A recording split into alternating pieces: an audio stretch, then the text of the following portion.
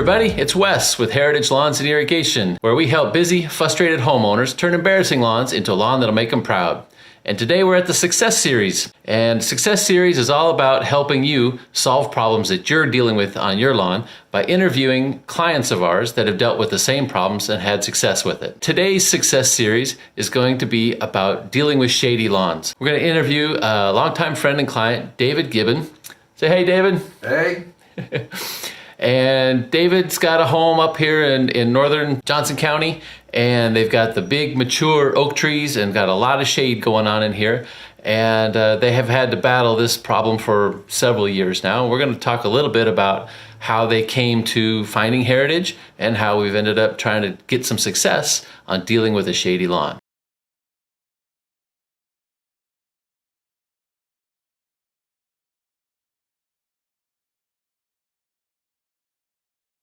First of all, how's it going? Are you okay? Yeah, I'm good. Okay, good.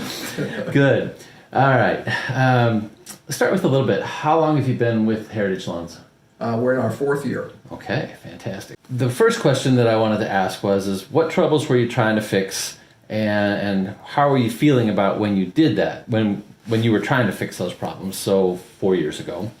And what Karen's answer is for years we tried and we failed, and we had some really good intentions but some nominal results. David worked hard and steadily, and it wasn't for lack of effort, only to start all over again the following year. But sometimes we missed the window of opportunity. We seeded too late, we seeded too early, we missed the weed and feed window, ... etc., etc. Then we got smart and we started amending the soil. And that was the right way to go. And we had researched it, David had read all about it, and we did tons and tons of labor, but heck, that takes all years and still more years to modify all the dirt. Then there's the excuses, too much shade, too short a growing season, etc., etc. But I drove around my neighborhood and I saw tons of large oak trees and shady front lawns, and mostly with decent lawns. So I knew something must be wrong. So what's your remembrance or feedback on that one? Is that pretty similar to your experience with it? Well, she did the driving around, Wes. I didn't do any driving around. I had pretty much given up on the principle of having even a decent lawn because of the size of the oak tree out front. So all that shade, for all intents and purposes, after many, many years, and remember we've been here for 2 decades. So we've been trying to get that lawn squared away for 20 years. Oh, okay. I didn't realize it was that long. Yeah, so until we actually got involved with Heritage, I had been virtually unsuccessful. And I had done a fair amount of research, and Karen's right in her notes. We talked about soil amendment. We didn't take into account all the things that Heritage brought to our perspective that had to be done in addition to what Heritage was doing to get things right. Got it. Okay, very cool. So, next question then is after struggling for how long? So 20 years or almost. Why did you change to Heritage? And were you nervous about making the change? So her comment is I wanted help, H-E-L-P in capital letters. But hiring help felt like that I was calling my husband a failure. And if I spent a bunch of money and it didn't work out, that he'd be right and I'd be wrong. And you might be mad. He might be mad. And we were always DIYers previous to that. We didn't hire people out. So what's your thought on that? How was it presented to you, and how'd you end up coming to Heritage? Well, I don't know. You may not remember this, and I may not have told you. I may have told it to Jason, who's our lawn coach. One day I came home from work and saw 2 guys in Heritage jackets walking around my front yard. Okay. And they were clearly engaged in a full-blown discussion trying to sort of talk about various aspects of the yard and all that. And I got out of the car and I said, "Excuse me, I'm the homeowner. Who are you?" Right. And they explained who they were and told me that my wife had engaged you all to come out and take a look and see what you could do about the lawn. Surprise, surprise. It was a complete surprise. So I said, okay, if she did that, that's fine by me. I'll let you all go on about your work. I'm not sure. Well, I came home from work for something. I work down south in South Johnson County. Okay. So later on that evening, Karen advised me that she had engaged you all to come out and present, here's how we can fix your shady lawn.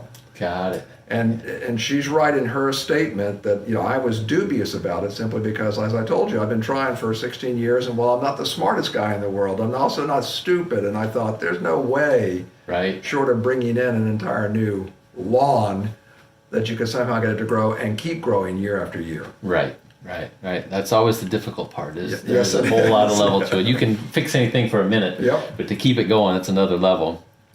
Okay. Cool. So I want to see if you remember this because I find it humorous. Karen also put in here a quick note about she had heard our ad on 810 back when people were driving to and from work, and about a lawn coach and how our company uses lawn coaches, and she liked the idea of a lawn coach. And her notes were, when I triumphantly told our adult daughter that we had hired a lawn coach, she looked puzzled at me and asked, "What?" And then, without skipping a beat, she broke into her version of the Newt Rockney speech, which I'm sure she fully memorized from watching Rudy. What's he going to do? Is he going to come over and yell at the grass every day? What is he going to? We're going to take him on the inside. We're going to take him on the outside. We're going to take him inside, outside. Go, fight, fight, fight. Did she really say that? She did. She was absolutely hilarious. And it wasn't go, fight, fight, fight. It was go, green, green, green. Grow, grow, grow. Oh, I find that great. That's fantastic. Oh, no, it really was funny. Oh, good story. Good story. All right. So what services do you currently take with us right now? Well, the range is basically from spring through fall. So we go through core irrigation if needed. Mm-hmm. We do liquid irrigation, or I don't know what you call it. Liquid aeration. Liquid aeration. We also we did some power raking initially, then all the seeding that's necessary. Mm-hmm. Then we also, through the summer, we do the weed treatments, okay, the various sequences that you all do. And then they made recommendations with respect to, based on the lawn you have, here's like, for instance, you need to mulch around that large oak tree because you're getting erosion coming down through there. Right. And items like that, and then talking about not just watering during seeding, but also watering throughout the year to ensure the right type of watering and the consistent type of watering that not only helps the lawn get started, but keeps it growing and strong. And then on top of that, our lawn coach also talked about mowing, heights, wind, and frequently came by, sent us texts to let us know, good job, get more leaves off the lawn, keep doing. So in other words, the coach in this case was really following along in a way that helped us quite a bit in terms of keeping us focused on what was going on. Fantastic. And your lawn, it's got a pretty good slope on the front of it going from the house down to the street. So watering there is different than just putting a hose out there and letting it soak for hours and hours so it doesn't all just roll down the street. Right, so. And we don't have irrigation, so all the watering we do is really by hand, or at least by some sort of fixed sprinkler. Sure. Okay, great. So the next question was, what was your favorite part about working with Heritage? And so Karen's response was, the best part is Jason, your lawn coach. But you know that. As far as working together, it's on each homeowner, but we'd never want to disappoint Jason. And since our first season, we were so impressed that if we did our part, mainly watering and mowing, and Heritage did their part, we would get results. So what would you say your best part of working with Heritage is? Well, Karen, I think, captures it pretty well with respect to Jason's role, but it hasn't just been Jason, because there's Stephanie, there's, I think, Jim Bob, there was somebody else who was here recently, and all those people have been uniformly both educational as well as polite and respectful. Didn't laugh at that ugly lawn when we first got started, and then kept us motivated in terms of, it's looking good, you got to keep going, we're looking at it right here. Now some of this stuff, I'm sure they see lawns all over the area, so they have a sense of this one versus that one. But the key is the personnel that come with the company, because they really are supportive, intelligent, knowledgeable, and then keep you focused on what you should be doing. Fantastic. So last couple of questions then. So after almost 4 years now, what would you say is the key to working together? And Karen's response was basically, the lawn coach holds us responsible for our part and he does his. So what I'm taking away from that is that if each of us do our parts, it'll work. Accurate. I think that what virtually anybody who hires Heritage should do is marry me. because I'll do all the work that needs to be done, as well as stop the wife from saying, they haven't put enough seed down. It's not germinating. It's like, honey, it takes a while. The soil temperature and all this stuff, you can't just decide after 10 days, it's not working, we need more. Right. So as a practical matter, what I'd really say actually is you really need to understand, as Jason has said, but also as I think both Karen and I understand, is it really is a team effort. In other words, Heritage can say, we can get all this stuff together, but if you don't do your side of the bargain, which is primarily focusing on water and making sure the lawn is clear of debris that might, stop the grass from growing, making sure it's cut frequently and at the right heights, if you're not doing those things, you might have success, but the likelihood is it's going to be mediocre or marginal. Absolutely. Definitely a partnership. Definitely a partnership.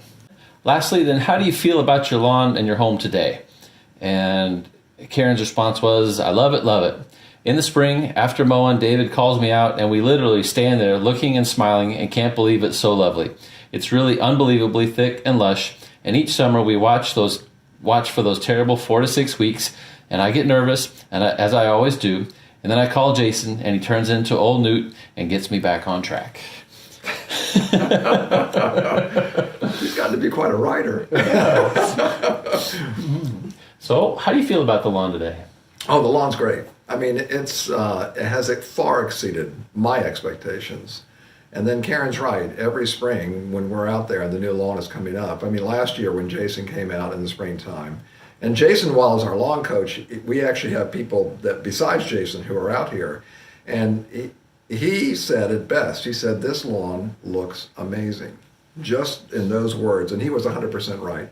And I've threatened my wife, every year when it comes up, and looks so beautiful. And my neighbors commented on too. My Maureen next door, says, "Man, that lawn looks incredible. You've got the best lawn in the neighborhood." Now these are things that aren't that important to me, right? But it certainly doesn't hurt to look out there and see a green, pasture for all intents and purposes. When previously it was a real ragtag mess, given whatever time of year it was. And just exceeded anything I thought was possible based on the way the lawn is structured. Fantastic, fantastic. All right, everybody, that's going to wrap up today's success series. Some big key takeaways that I took out of today's meeting was it's a team effort.